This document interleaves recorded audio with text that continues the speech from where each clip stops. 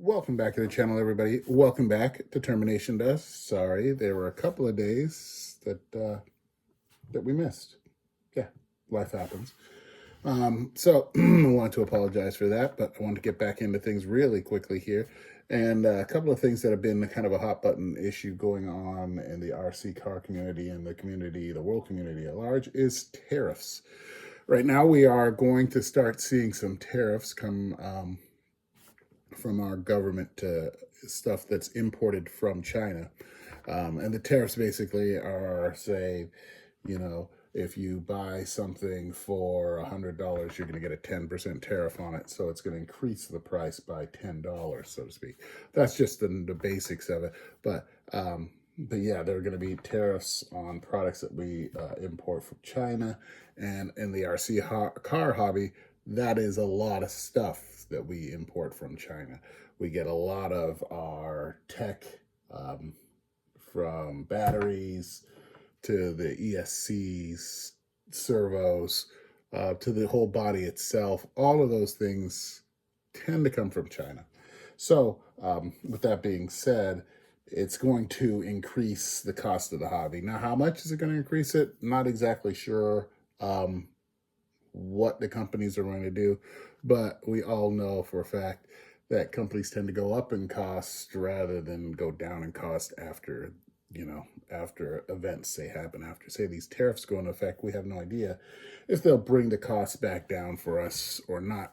But one thing we are hearing right now is that if you do have car parts or cars that you are looking at, it might be a good time to start pushing and getting those. I know I highlighted last week, I think it was the Hammer Ray by Low C. It was on sale. I'm not certain if it's still on sale or not. I haven't checked, but last week as it was on sale for, I think it was $279, which seems like a pretty screaming deal for a large size 3S RC car. That is actually, the ESC is capable of taking 4S, but it's a large scale 3S. And it's not one of those super bashers. It's more for the groundwork. But they say that also about the Fireteam. And the Fireteam has I have a lot of fun bashing it around. I don't do crazy high jumps. I try to keep them lower and longer. And yeah, the other day we took out the Fireteam, and that thing was, and the Sledge, and that thing, those both were jumping in excess of 50 feet in length. So it was just a lot of fun to take those out. But I'm getting confused. I'm getting digressing. But anyway, those are the kind of things you're going to want to watch for before, I believe, March hits. That's when those tariffs, I believe, are going to be taking into effect. And yeah, they're going to increase the price on stuff. We've gotten emails from Horizon Hobby, Red Cat, Proline. They've all been saying that they're going to be adjusting their prices accordingly, anywhere from 10 all the way up to 25%. I don't know if that's going to include the prices of stuff that they already have in stock, that they don't have to bring in special from China. I don't know how the Chinese companies are going to compete with that. I don't know all of that, but we do know that there's a price increase coming. And so, watch yourself on that. Try to save yourself just a little bit of money, because everything costs so much, especially in this hobby like this. It is quite expensive. Now, luckily, I live in Alaska, and I tend to hoard parts as it is. I have arms for cars that I've never broken arms for, upper and lower and rear, front and rear A-arms, from everything from that to motors laying around. I have motors that I've never used, but I ordered just in case, because I know things do break, along with ESCs, receivers, transmitters.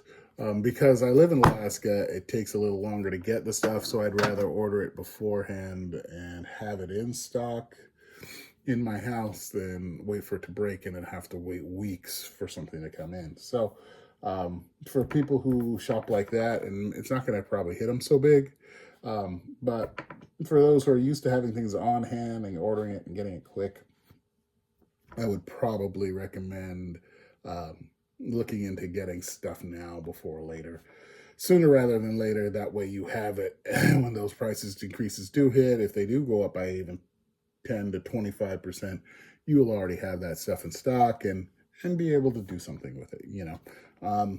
So with that all being said, we're going to get into,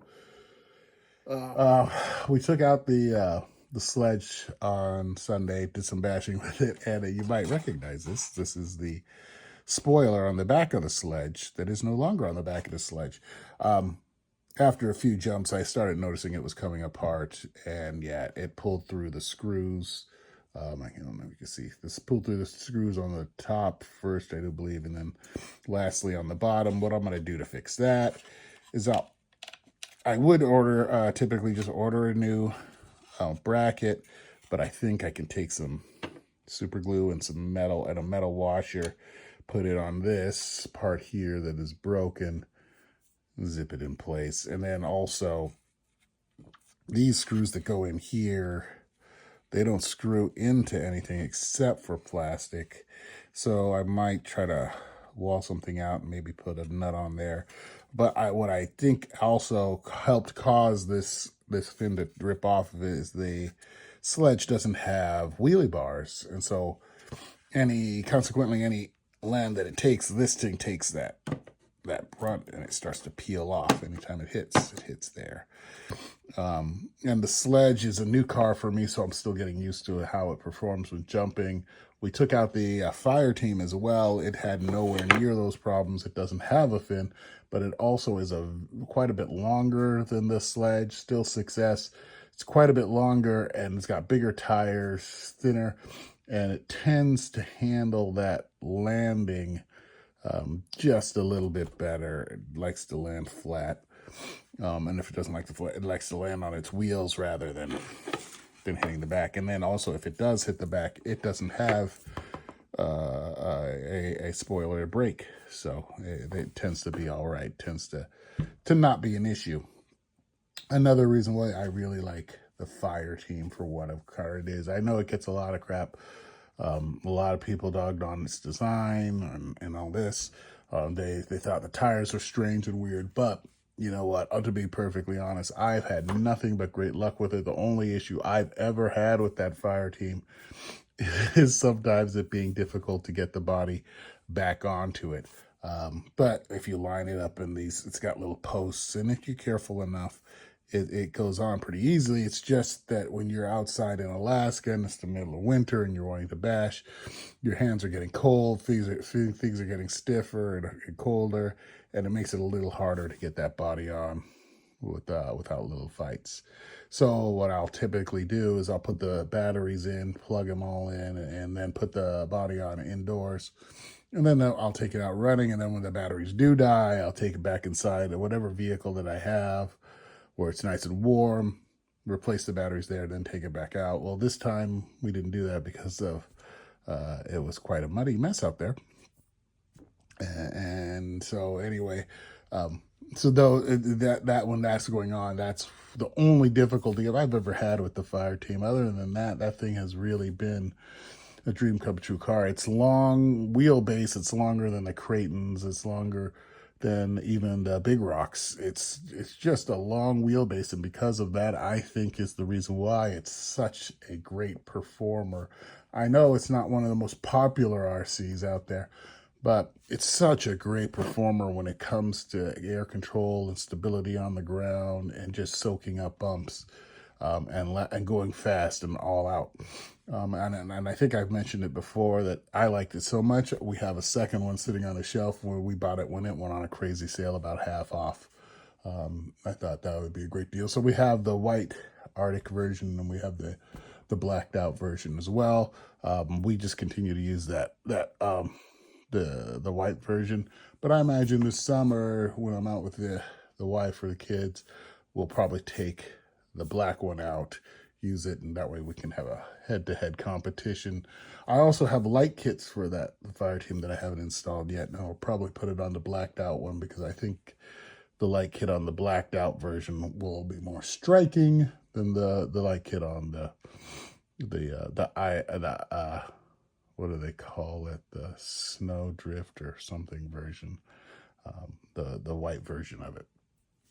So I think that's what I'll end up doing. And as for fixing the Sledge, I'm going to go ahead and reattach this, but I've got spare wheelie bars around and I'll think about seeing if I can attach a set of wheelie bars to it.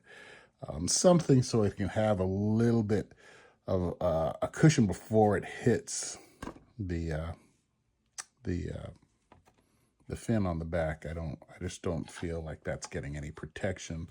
And then, as I said, you're hitting it with such force, you just, once it hits, it pries. It keeps prying and prying and prying until it works itself free, and then it falls off. Now, don't get me wrong, I used it after it fell off, and the vehicle did perfectly fine, but I'm one of those guys that likes things to look like they came from the factory. So I will repair it to put it back up to snuff, and get that over with. So we've talked about the price increases on the RC cars. We've talked about the Fireteam just a little bit because I got sidetracked. And we talked about the damage we did to the Sledge and how we're going to fix it. As I said, these screws pulled out, as you can see. So if I put some longer screws in there, or even sank a nut in there, it might hold it better, hopefully. And then these bottom ones, I'll put a washer on to fix that. And put those screws in there, and it should hold, hopefully. So that'll be done next day or so. Maybe we'll shoot a video showing you how we fixed it. Just a little repairs that we learned how to do because we're in Alaska, and again, sometimes it's hard to get parts.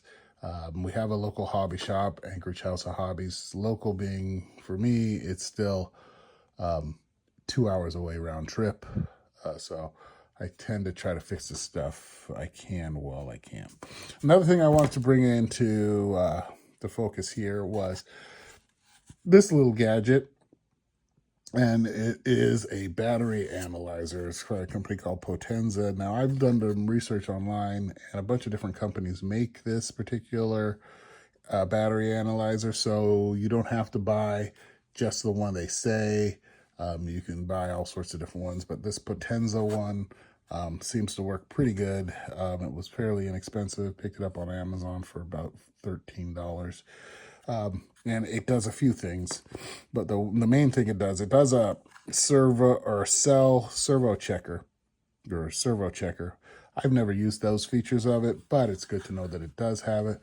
And I imagine you just hook the servo up to the battery with an ESC, then you can run it and go through its functions. But what I do use this a great deal for now is to check the cells on my LiPo battery. So this is a 6S LiPo battery, pretty large battery, so it's going to have 6 cells. And you'll grab your battery tester and you'll connect it up to the balance port here. And you'll just slide it on with the arrows. So you'll see there are arrows that hook when you hook the port in. The arrow should be on the top. And when you're looking at it, they should be facing the screen. And then you can go through and count the cells. So I'm on cell number 1, it's at 3.5. Cell number 2 is 3.5. Cell number 3 is 3.5. Cell number 4, 3.5. Cell number 5, 3.5. Cell number 6, 3.4. So they're all lower than 3.8. They've just been run pretty good.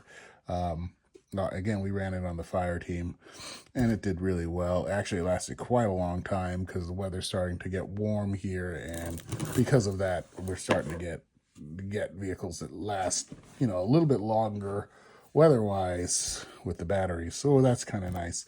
It's got a 100C discharge rate.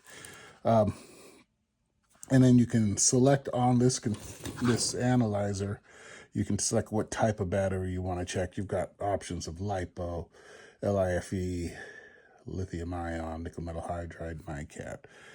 So you can check several different styles of batteries, and it's kind of convenient so you can tell if you're, say, out running and something's going on and you're wobbling back and forth. Is it a heat issue? Is it a cold issue? Whatever.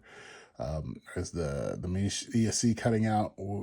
This can kind of give you a peace of mind. Say, hey, it's either the battery or not the battery, so you can kind of know straight ahead while you're out there rather than guessing and whatnot. You can see, it'll show you if one cell, say, it's fallen too low and it's making it cut off.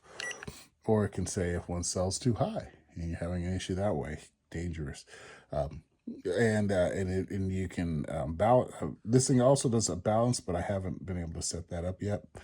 But yeah, that's a convenient feature from these little battery analyzers. So I would highly recommend somebody have one just to throw in their toolbox. I take it with me, or I'll leave it on my desk. It's what I check my batteries with.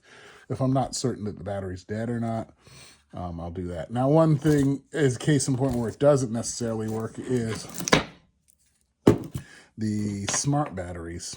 Now, this is a Traxxas and their version of a smart battery, because Traxxas has that type of style of connector. Well, you can't connect that to your port on the side of the battery analyzer. So it won't work for Traxxas batteries, and it also won't work with the Spectrum smart batteries that do not have a balance lead.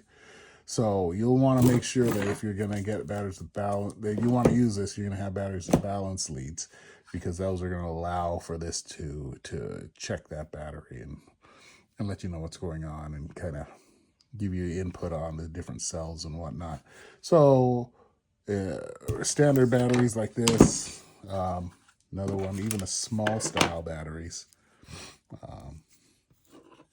and this one's only 2S, but I can plug it in. I can see that voltage there, 4.0 on one cell, 2 or 3.8 on 2 cells. And so I can see the voltage, and it gives me a percentage also, and shows me how much is charged up. So it gives you some information that you can then use when charging the battery. So say if I saw that one of these cells was super low, I know that I'm going to probably, when I put it on a charger, get a current too low voltage warning, and then I'm going to do whatever techniques that I may use to fix that battery, whether that be using the NiCad feature and trying to force charge it, taking it by the hobby shop, whatever you want to do. It kind of lets you know what you're dealing with. And that's a good tool to have in your arsenal. I think it's something that's, you can just, as I said, it's cheap, it's small, and you can throw it in your bag. And voila, you'll have that tool with you, and you'll be able to check the batteries, as I said. Not necessarily Traxxas batteries without the balance lead, but any battery with a balance lead, you'll be able to go ahead and check it and see how those cells are performing. So I wanted to get through that in this video to let you guys know about those battery analyzers. I'll put a link in the video. As I said, I found so many different ones that are made by so many different people that look exactly the same. So we'll go with that, and hopefully I'll find one that is exactly the same as this one for a good price for you guys. So other than that, I wanted to get into our fun fact for the day, because there is a fun fact of the day. And that is the first ever TV remote control was invented in 1950 by the Zenith Corporation. Zenith called the remote Lazy Bones. It was connected to the television by a long cable, which often became a tripping hazard. A few years later, though, Zenith introduced the first wireless remote, the Flashmatic, which used a beam of light to control the TV, but had a few quirks, and one of them was sunlight could accidentally change the channel. So don't be watching, I guess, TV in the sun's shining. Go out and do something. Otherwise, the TV may turn the channel on you, trying to get you out. But that's just with the invention of the first remote control for your TV. I don't remember that, because when we needed a remote control when we were kids, my dad would just have one of us stand by the TV turning the channel, and that was his remote control. So, but they did have this Zenith controller and the ability to turn the channel with a remote control as long as the sun wasn't out. All right. So anyway, hopefully you guys are having a great day. Thank you for watching. Hit that like and subscribe. We appreciate that every chance you get. And please comment below if there's something else you'd like us to see or talk about on the channel. We'll be more than happy to do that and get that out to you. We love doing reviews, love to give you guys a little bit of knowledge of what's going on in the RC hobby industry. As I said about the price increases, get it while you can, hopefully. And yeah, we have all this stuff going on, and you know, we're just all out here trying to have fun and enjoy ourselves with this great hobby. Expensive hobby, great, but still a great hobby. So we enjoy it, and it's fun for the whole family. I can't wait for my wife and I to be able to get out and ride RC cars, crawlers down by the river. That'll be great. I mean, I'm really looking forward to it. So get out and enjoy the hobby with as many people as you can, with your family, your friends, and hopefully, yeah, they'll enjoy it as with you as well, and you can start more people in this great hobby. Anyway, thank you once again for watching. We appreciate it. Think for yourself, take care of others, and we'll catch up with you later. Peace.